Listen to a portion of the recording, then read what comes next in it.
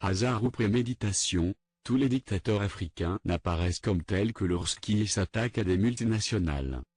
Ali Bongo est devenu, le temps d'une élection, le pilleur intolérable de l'économie gabonaise. La technique a été utilisée contre Laurent Gbagbo, qu'on accusait d'employer les enfants dans les plantations de cacao ou Obiang Nguema, dans la famille sans cœur, en Guinée équatoriale. Le 3 août 1979, Théodore Obiang Nguema Mbazogo renverse par coup d'État son oncle Francisco Macias Nguema. Il prend alors la tête d'un des pays les plus pauvres du monde.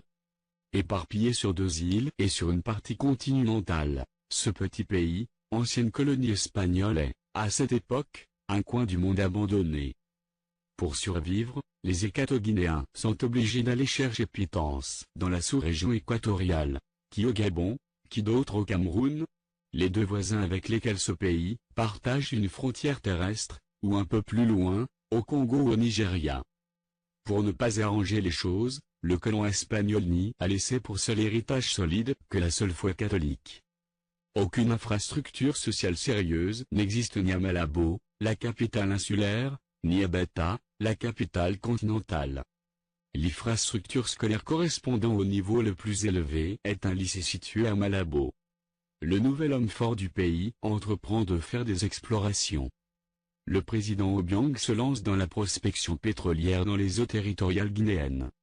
Il confie, par réflexe naturel de tout coloniser, l'exploration à une société espagnole. Un permis d'exploration est concédé à cette dernière. À l'expiration de la concession, l'entreprise dit n'avoir rien découvert mais paradoxalement demande une prorogation de la concession. Ce que le patient Obiang renouvelle.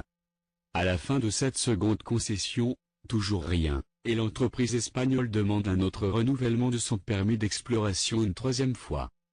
Le président Obiang trouve la démarche de l'entreprise espagnole suspecte. Celle-ci ne peut pas investir à perte et vouloir continuer d'investir. Il la soupçonne de lui cacher des choses, surtout que, dans le même temps, le président Obiang est informé des manœuvres de déstabilisation de son régime que mènent secrètement les services espagnols pour le compte de son opposant Severo Montoya, exilé en Espagne. Le président Obiang refuse de renouveler sa confiance au groupe espagnol.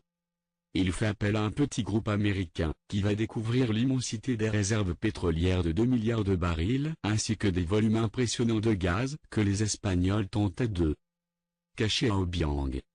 Le premier baril du pétrole est exploité en 1993. Depuis lors, tous les grands groupes pétroliers américains se sont donné rendez-vous dans ce qui était, jadis, considéré comme un pays abandonné. Les USA ouvrent même une ambassade. À quelques mètres du village Bianco, naissent les premiers signes de la modernisation du petit maudit pays d'Afrique équatoriale. Le Puerto Europa, village moderne construit et habité par les travailleurs occidentaux du pétrole, donne une allure de ville à Malabo. Mais les Espagnols, victimes de leur propre turpitude, ruminent leur colère et leur vengeance contre le président Obiang. Dès 1995, le président Obiang, que tous ignoraient, est devenu subitement un dictateur à abattre. Les médias européens et les fameux défenseurs des droits de l'homme surgissent comme des champignons après une première pluie. L'Espagne s'associe aux autres puissances européennes pour chasser le président Obiang du pouvoir. Des pieds nickelés montent une opération d'envergure en 2004, une opération qui implique un certain Mark Thatcher, qui n'est autre que l'enfant de Margaret Thatcher, première femme Premier ministre d'Angleterre, qui a formé avec Reagan le duo de charme de l'ultralibéralisme des années 80. Le coup consiste à chasser Obiang qui serait remplacé par son opposant historique Mufray en Espagne. Le coup échoue grâce au président Robert Mugabe du Zimbabwe, dont les services sont u vent. En effet, l'avion qui transportait le gros lot des mercenaires recrutés par le barbouze sud-africain Men Simon décolle d'Harare pour déverser sa cargaison de criminels internationaux à Malabo.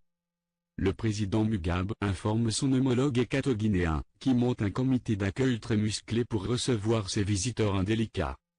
Ceux-ci seront cueillis à l'aéroport de Malabo pendant que le bénéficiaire politique de cette opération, l'opposant équato-guinéen, qui avait déjà décollé de ses bases espagnoles dans un jet privé affrété à cette occasion, était encore dans les airs. Le coup foiré, l'entreprise médiatique de destruction de l'image d'Obiang prend de l'ampleur. Une lugubre association se crée pour porter plainte en France contre les Obiang pour bien mal acquis. L'infrastructure économique de la Guinée équatoriale s'est tellement métamorphosée au point de jalouser un certain Bongo père, puis fils. Les relations entre ces deux pays voisins Gabon et Guinée équatoriale vont vite se dégrader suite à un contentieux frontalier à forte odeur de pétrole finalement remporté par la Guinée équatoriale. Les nombreux ennuis politico-judiciaires des Obiang en Europe montrent la ténacité de la rancune des anciens colonisateurs envers leurs anciennes colonies, qui cherchent partenaires ailleurs.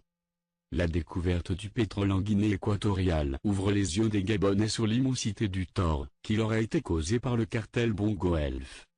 Obiang donne une véritable leçon de l'utilisation de l'argent du pétrole aux dirigeants gabonais.